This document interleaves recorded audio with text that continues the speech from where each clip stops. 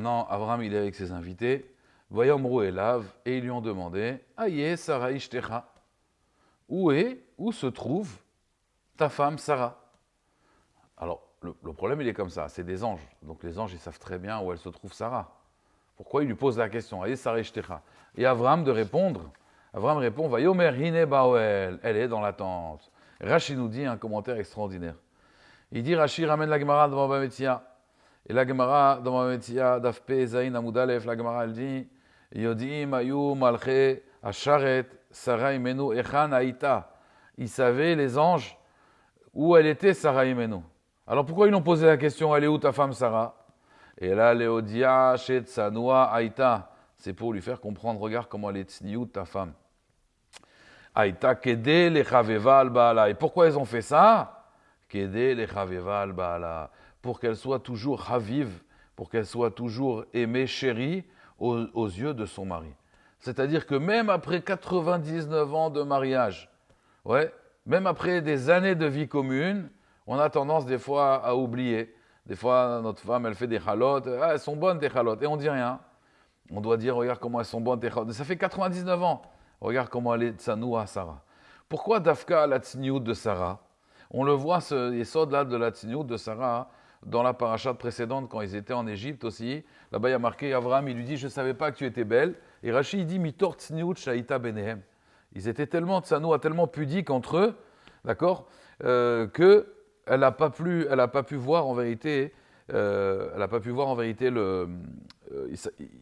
leur relation, il y avait tellement une grande pudeur qu'ils ne faisaient pas attention à quelque chose de superficiel. Donc on voit la tsniout de Sarah. Mais pourquoi Sarah d'Afka, on parle de sa tsniout? On voit rarement qu'on a parlé de la tsniout des autres imaot. Pourquoi d'Afka, à chaque fois dans Sarah, on parle de sa tsniout? Et là, il faut savoir à Botaï. Rabbi Akiva, la Gemara nous dit, quand ses élèves ils étaient en train de dormir, alors il leur racontait une plaisanterie. Bon, c'est la plaisanterie de Rabbi Akiva, c'est pas la plaisanterie de Gad Elmaleh. Et il leur disait comme ça.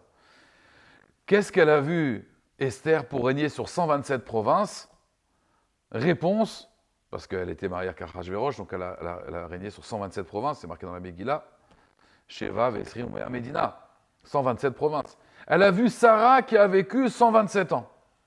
Quel rapport entre les deux? Ça, c'était la blague de Rabbi Akiva. Le gars de Vilna, il explique, en réalité, cette blague-là, elle est très profonde.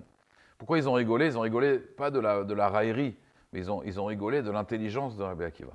En fait, il faut savoir, Sarah, en hébreu, ça vient du mot princesse. Donc Sarah, c'est une femme d'État. C'est une femme d'État, d'ailleurs, la preuve, Avimelech voulait l'épouser, voulait se l'approprier. Pharaon, en Égypte, voulait se l'approprier, c'est pour ça qu'il l'a kidnappée. Donc Sarah, c'est une princesse, c'est une femme d'État. Un sar, en hébreu, c'est un prince. Sarah, c'est une princesse. Esther, c'est le contraire. Esther, ça veut dire caché. C'est la tsniout. Esther, elle est tsanoa. Et qu'est-ce qu'on a demandé à Esther? Esther, on lui a demandé d'être une femme d'État, d'être comme Sarah. Et Sarah, finalement, elle est où Sarah? Elle est dans sa cuisine. Aïe, Sarah ishtecha ine baoel. Comprends bien, la force d'une femme, quand elle est tsniout, c'est pas une femme qui est timide, de toute façon, de nature. Bien sûr, là, en Israël, on sait que c'est gever. Un juif, c'est un gever. Gomle chassadim, baishanim, rachmanim. Rachetevot, gever. Gomle chassadim, baishanim, rachmanim. On a cette pudeur. Cette pudeur, elle vient des imaot, cette tsniout qu'elles avaient. Mais c'est très simple pour une femme de faire les lois de tsniout quand de toute façon elle est pudique, de façon naturelle, comme Esther, elle se cache. La force de Sarah, pourquoi on nous parle de la tsniout de Sarah? C'est que Sarah, c'était, le Midrash nous dit, toutes les femmes du monde, elles ressemblaient à un singe devant Sarah. Sarah, c'était la plus belle femme du monde. Sarah, c'était une femme d'État, c'était Sarah, une princesse, qu'on appelle sa fille Sarah. Il faut savoir, quand j'appelle ma fille Sarah, c'est que ça va être une princesse. C'est une femme d'État. Et pourtant, elle est où? Inebaou, elle est dans sa cuisine. Ça, c'est une force. La force que Sarah, elle est dans sa tente, la tente de Sarah, où elle, Sarah, la puissance, c'est qu'elle pourrait être dehors. Et dehors, ce serait une star. Et elle a en plus toutes les qualités pour être une femme d'État. Mais malgré tout, les anges, ils disent, regarde, ta femme Sarah, elle est où? Elle est Baoel. Là, il y a un shvar, là, il y a une puissance. Quelqu'un qui est nerveux et qui va devenir calme, qui va travailler ses midotes, ses traits de caractère, lui, c'est magnifique. Mais quelqu'un qui est de toute façon calme, on va dire, il a des bonnes midotes. Il est calme de nature de toute façon. Il n'y a pas un shvar, il n'y a pas une louange. Donc Sarah, si on parle de Sarah, c'est que Sarah, c'était Miss France, c'était Miss Univers. La Midrash dit, Sarah, c'était Miss Univers. Mais elle était où, Miss Univers? Elle était dans sa tente. Parce que sa beauté, c'était pour son mari. C'était pas pour les autres. Combien de fois, des fois, ça arrive?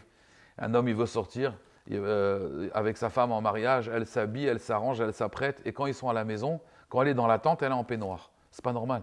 Ça devrait être le contraire. Une femme, quand elle sort, il dit le Rambam, elle doit être discrète. Quand elle rentre à la maison, ça doit être une princesse. Shem Isakenu, Hashem, d'aller dans les chemins de nos avot et de nos imaot. Amen.